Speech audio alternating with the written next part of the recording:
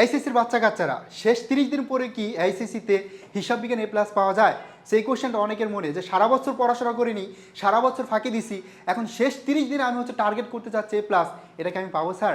হ্যাঁ, এটাও obviously possible. তুমি যদি আজকের ভিডিওটি দেখো এবং এই শর্টকাট ট্রিক্সগুলো অ্যাপ্লাই করতে পারো তাহলে অবশ্যই এটা পসিবল। ঠিক আছে, দেখো শেষ 30 দিন পরে A+ পাওয়াটা অনেক টাফ তুমি সারা বছর যদি না পড়ো। বাট তুমি যদি মন থেকে চাও যে না আমি 30 দিন পরে A+ পেতে চাই, তাহলে এই ভিডিওটি তোমার জন্য এবং এই ভিডিওটা আমি ট্রিক্সগুলো দেখাই দিব। যদি মন থেকে চাও অ্যাপ্লাই করতে পারো তাহলে অবভিয়াসলি পসিবল। তো দেখো আমরা কয়েকটা বিষয় নিয়ে একটু আলোচনা করি। দেখো হিসাব বিজ্ঞান প্রথম পত্রে তোমার 60টা টপিক এবং দ্বিতীয় পত্রে 60টা টপিক আছে।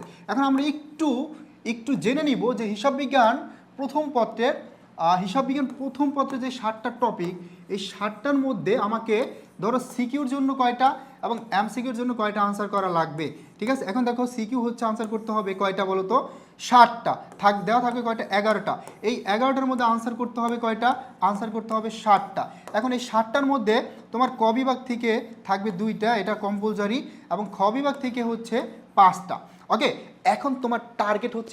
কি A+ পেতে হবে ভাই।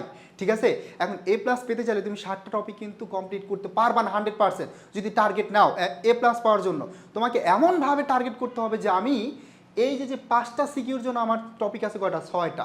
এখন এই 6টা টপিক থেকে আমি যদি ভালো করে সর্বোচ্চ 3টা টপিক পড়ি, এমন 3টা টপিক পড়বো যে 3টা টপিক থেকে প্রতি বছর 2টা করে সিকিউ আসেই। যদি আমি ফার্স্ট পেপার বলি, তুমি কোন কোন চ্যাপ্টার পড়বা? হিসাবের বৈসমূহ, নাম্বার 2 ব্যাংক সমন্বয় বিবরণী, রেওয়া মিল এবং অবচয়। এই 4টার মধ্যে থেকে তুমি যে কোনো 3টা টপিক টার্গেট করো এবং এটা অবভিয়াসলি পসিবল। তুমি টার্গেট করলে এই 3টা টপিক সর্বোচ্চ 10 দিনের মধ্যে কমপ্লিট করতে পারবে, ইনশাল্লাহ পারবে। তাহলে দেখো কি হচ্ছে, এই 50 মার্ক তোমার কনফার্ম হয়ে যাচ্ছে সিকিউতে। কত হয়ে গেল? 50। 3টা টপিক কমপ্লিট করা কোনো ব্যাপার না। ঠিক আছে, এই 50 মার্ক তুমি ইনশোর করতে পারলা। এবার আসি আর্থিক অবস্থার বিবরণী। ভাই আর্থিক অবস্থার বিবরণী তো অনেক কঠিন, কিচ্ছু পারি না, এটা কিভাবে করবো কমপ্লিট? সো এটার জন্য তুমি 3 দিন টার্গেট করতে পারো। তোমার কাজ আর্থিক অবস্থার বিবরণীর বেসিক শখগুলো জানা। নাম্বার 1 আয় বিবরণী কীভাবে করতে হয়, আর্থিক অবস্থার বিবরণী কীভাবে করতে হয় এবং মালিকানা সত্ত্ব বিবরণী কীভাবে করতে হয়। তুমি জাস্ট প্রথমে ডেমো শখটা দেখে এখানে আমার কি লাগতেছে, আয়গুলো জানা লাগতেছে, চিহ্নিত করা লাগতেছে, ব্যয়গুলো চিহ্নিত করা লাগতেছে, এইগুলো জেনে জাস্ট ম্যাথ প্র্যাকটিস করো। এবং তোমার ম্যাথ না মিলুক, অ্যাটলিস্ট তুমি যদি সঠিকভাবে বসাতে পারো 4-এর মধ্যে 3 পেয়ে যাবা। তো দেখো এখানে সিকিউতে আমরা ক বিভাগ থেকে 20-এর মধ্যে 15 আর খ বিভাগ থেকে 50, তাহলে কত হয়? 65। এখন ধরো তোমার 65 না আসলো, ধরো 60 আসলো। হ্যাঁ, 60 আসলে আমার প্লাস পেতে আর কত লাগে? 20। ধরো আরও কম আসলো, ধরো 55 আসলো, এটা তো কোনো ব্যাপারই না। 55 আসলো, তাহলে আমার কত লাগতেছে? 25। তখন আমার এমসিকিউতে জোর দিতে হবে। ঠিক আছে, তাহলে কি প্লাস চলে আসছে।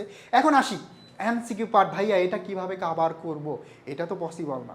এটা কি পসিবল ভাই?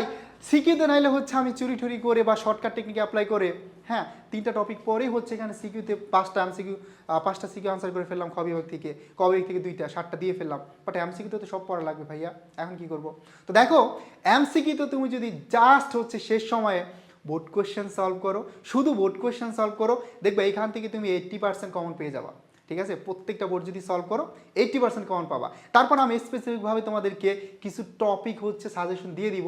হ্যাঁ, যে এই জায়গাগুলো থেকে এই টপিকের এমসিকিউতে কোশ্চেন আসে। যদি কয়েকটা পয়েন্ট বলি, মনে করো যে মুনাফার হার, এখান থেকে কোশ্চেন আসবেই। ধরো অস্পর্শনীয় সম্পদ, ভুয়া সম্পদ, এই 2টা টার্ম থেকে একটা কোশ্চেন আসবেই। ধরো হিসাবের শ্রেণী বিভাগ, এখান থেকে একটা কোশ্চেন আসবেই। ধরো রেওয়া মিলের কোন অ্যান্টিগুলো যায় না, এখান থেকে কোশ্চেন আসবেই। পণ্যের ক্রয় বিক্রয় হিসাব, এখান থেকে কোশ্চেন আসবেই। ঠিক আছে, সো এইগুলো আইডেন্টিফাই করে কনসেপ্টগুলো ক্লিয়ার করতে পারলে এমসিকিউতে 30-এর মধ্যে 25-20 পাওয়া কোনো ব্যাপার না। তার মানে এই শর্টকাট টেকনিকগুলো অ্যাপ্লাই করলে এবং এইগুলো যদি ট্রাই করো তাহলে পসিবল। এখন আসি, সবাই তো আর শেষ সময়ে 30 দিনই পড়বে এমন না ব্যাপারটা। অনেকে হয়তো বিভিন্ন কারণে ব্যস্ত থাকে বা অনেক আশা থাকে। যেমন গরিব ফ্যামিলির শিক্ষার্থীরা বেশিরভাগ সময় এই প্রবলেমটা ফেস করেছে, সারা বছর কাজ টাজ করা লাগে, শেষ সময় তারা মন থেকে চায় যে কীভাবে A+ পাবো। তাদের জন্য এটা। এখন যারা সারা বছর ভালো প্রিপারেশন নিচ্ছে, শেষ সময় গিয়ে কীভাবে 30 দিন পড়বে, তাদের জন্য আমি একটু সাজেশন দিই। সেটা তুমি শেষ সময় যেটা করবা যে বোর্ড কোশ্চেন বেশি বেশি সলভ করতে হবে, রিভিশন দিতে হবে, এটাই। ঠিক আছে, আর এতদিন যা পড়ছো ওই নোটগুলো বারবার রিভাইজ করতে হবে।